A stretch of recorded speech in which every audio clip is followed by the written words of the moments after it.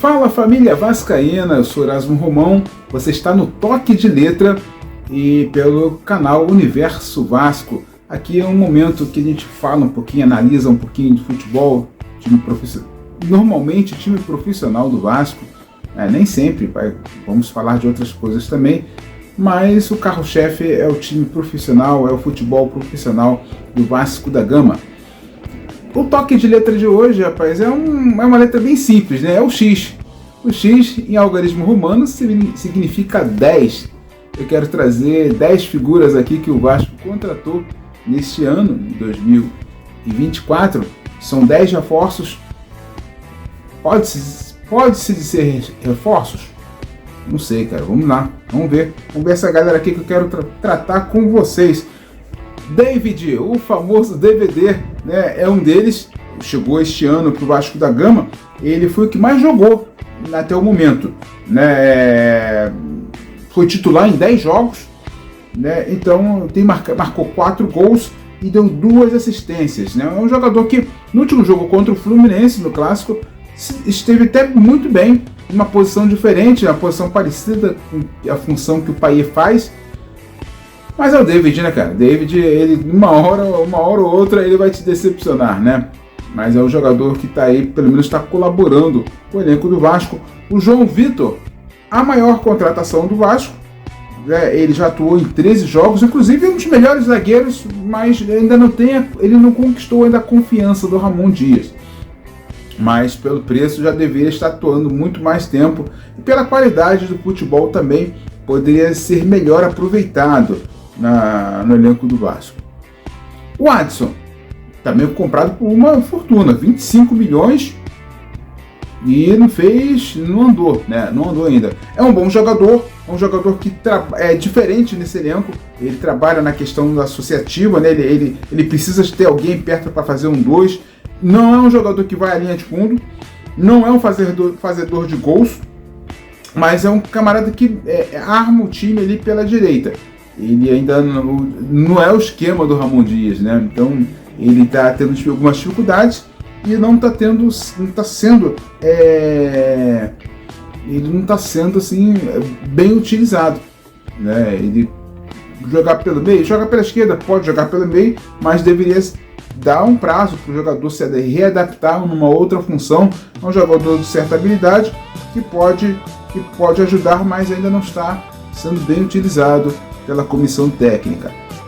Pablo Galdames é um jogador que estava encostado lá no Genoa e tem boa técnica, mas ele é muito diferente dos meio-campistas que o Vasco tinha, o Paulinho e o Jair, por exemplo. Ele não faz essa pressão na marcação, ele some do jogo, tem boa técnica. Até nos primeiros jogos ele andou chegando bem na área, pisando na área, tendo oportunidades, fazendo gols. Ele fez mais gols nesse tempo do Vasco do que em toda a carreira.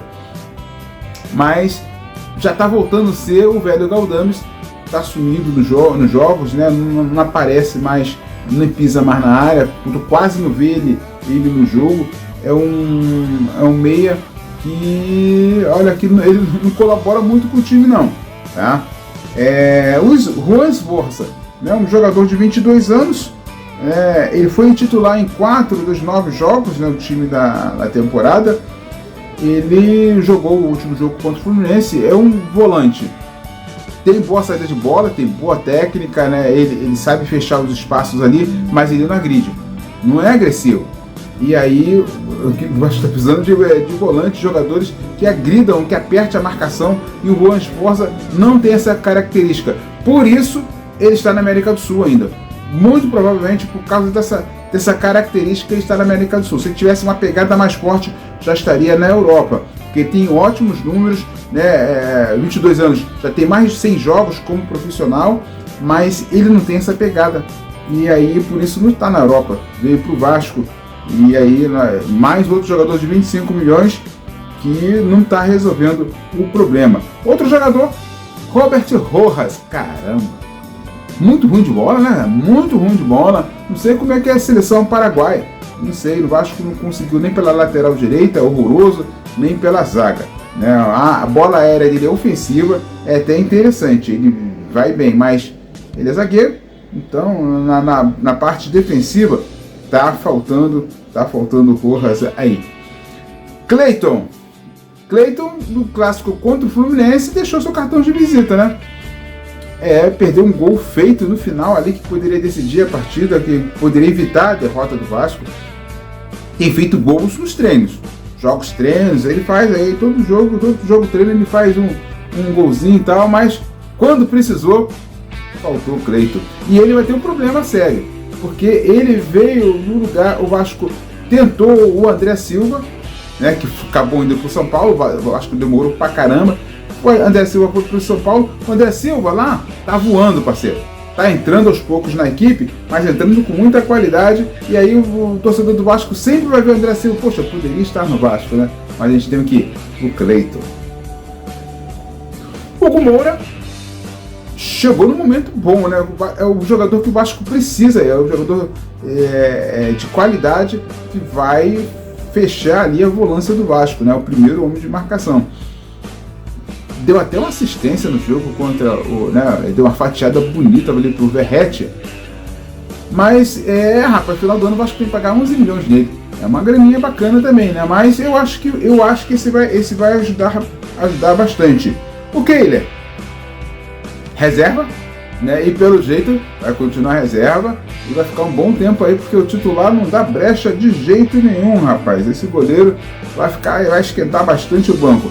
O Vitor Luiz, lateral esquerdo também, que vai esquentar bastante o banco, porque o Piton também não dá brecha, não larga o osso, né? Mas dentro da gerência de futebol, da análise de desempenho, no momento o Piton vai precisar dar uma descansada, de repente vai vir cartão amarelo, e aí o Vitor Luiz é um jogador experiente, não um supra-sumo, mas é um bom lateral. Ele ainda não estreou, né? Nem o Kehler, nem o Vitor Luiz estrearam pelo Vasco. Então, essas foram as 10 contratações do ano, cara. Que janela essa primeira janela do ano do Vasco foi maravilhosa, porque o Vasco só contratou jogadores para compor o elenco. E gastou o quê? Mais de 120 milhões. E o executivo de futebol que tivemos esse ano, Alexandre Matos, chegou cheio de pompa, né? Cheio de nome e tal, mas não se adequou ao trabalho da 777, quis trazer jogadores da maneira dele, do jeito dele, né? E tinha, né, já uma comissão técnica, o scout, ele ignora o scout, ignora a comissão técnica, fez essas aberrações todas e foi embora. E o Vasco não teve a capacidade de contratar outro executivo para montar uma gestão de futebol. Então, estamos à deriva, né? Gastamos dinheiro à beça, trouxemos um monte de coisa e não vai receber nada. Para você ter uma noção, o Grêmio com um time comum, o time do Grêmio é comum, o Grêmio trouxe Luizito Soares. Eu vou dizer que é do Cristal Almeida, muito bom de bola, né? Os dois fizeram um campeonato exemplar no ano passado, né? Sobretudo com o Luizito Soares, né? O Cristaldo continua, destaque no Brasileirão nessas 3 primeiras rodadas, mas para você ver a diferença, né? O Vasco precisa contratar jogadores de qualidade, poucos, mas 2, 3 que dê qualidade a esse elenco, tá bom, galera? Toque de Letra fica por aqui. Um grande abraço, acompanhe nossas publicações no Universo Vasco, no Facebook, no TikTok, no Instagram, no X também e no YouTube também. Deixa aquele like, se você não for inscrito, se inscreva, é importante para nós. Valeu, galera, um grande abraço.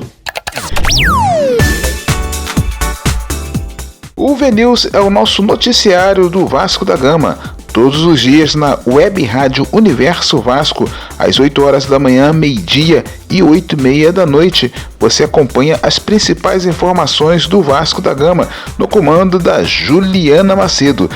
O VNews, que acontece também, todos os nossos programas estão no nosso Facebook, para você acompanhar no momento que desejar, além de que você pode acessar no Spotify. Você vai em Universo Vasco Podcast e pode acompanhar todos os programas do VNews, além dos nossos outros podcasts, você pode acompanhar lá também. O VNews Noticiário do Vasco da Gama, comando de Juliana Macedo.